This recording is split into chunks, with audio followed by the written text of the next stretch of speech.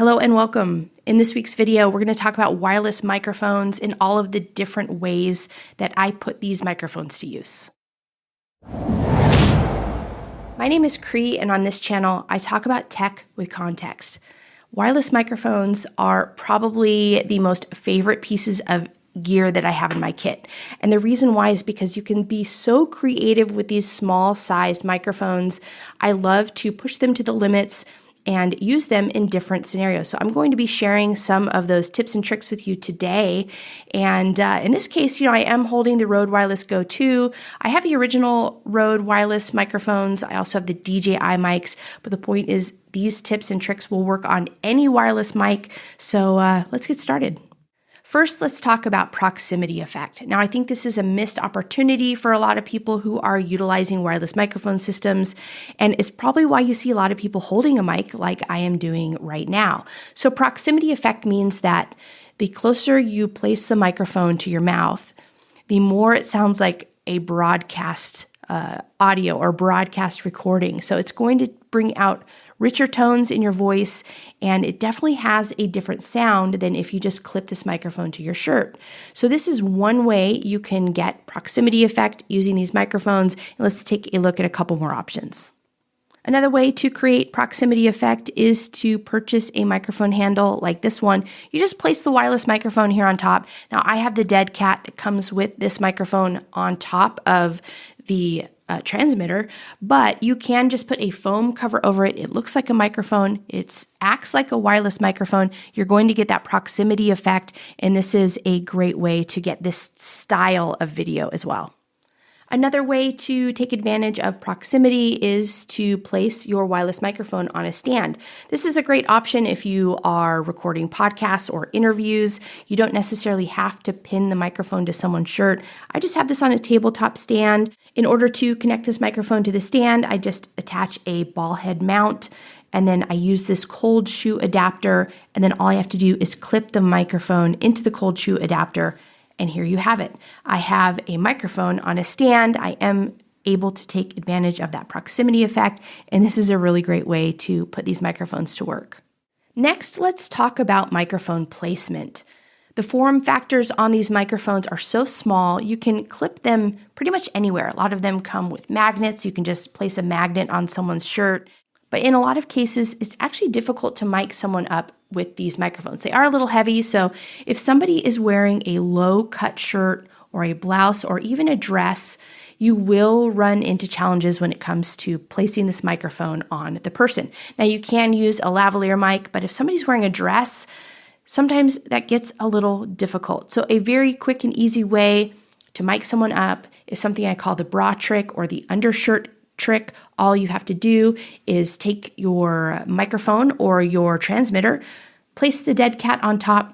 The dead cat helps protect the shirt or whatever they're wearing on top to rub up against the microphone.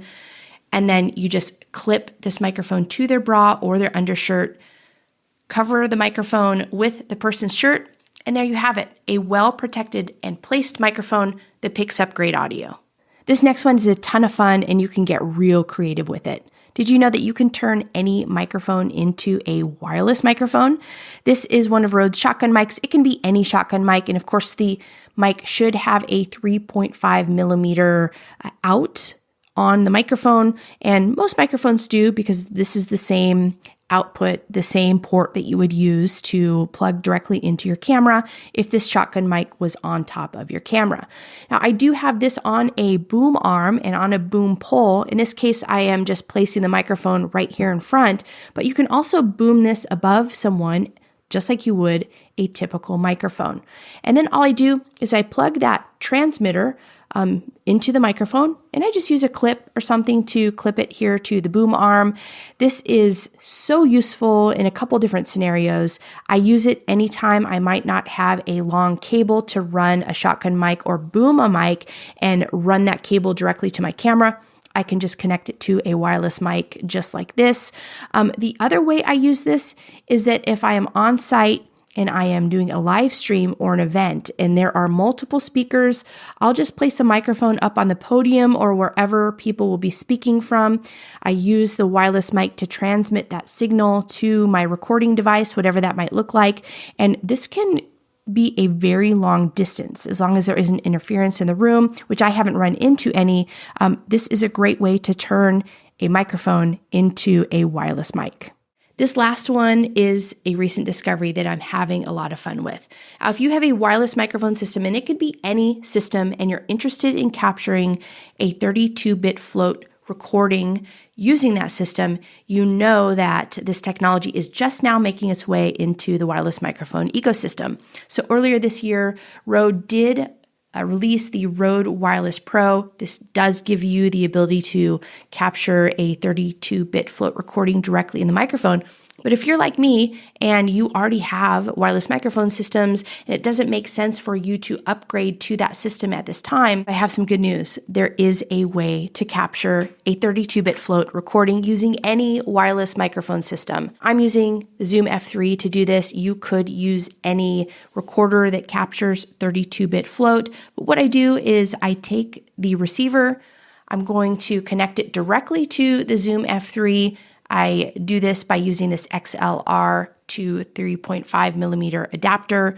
I'm just going to plug this receiver right into the recorder. Now, if I use this recorder, I can run a cable from the recorder directly to my camera. I can capture the audio in my camera, use that for scratch audio so that I can sync the 32-bit float version of that recording with the recording that's in my camera. And there you have it. I have a 32-bit float version of that recording. Now, I did recently put out a video that goes into how this setup works in more detail, so I'll place a link to that video down below. But if this makes sense, this is one way that you could capture a 32-bit float recording. And again, this is using any wireless microphone system. So yeah, wireless mics are a ton of fun. You can see that there are many different ways that you can be creative in incorporating these into your workflow. Now, if I missed any, if there's something that I should know about how you might be using these microphones, let me know in the comments below. Before you head out, hit the thumbs up and be sure to subscribe. I'll be putting out a new video next week.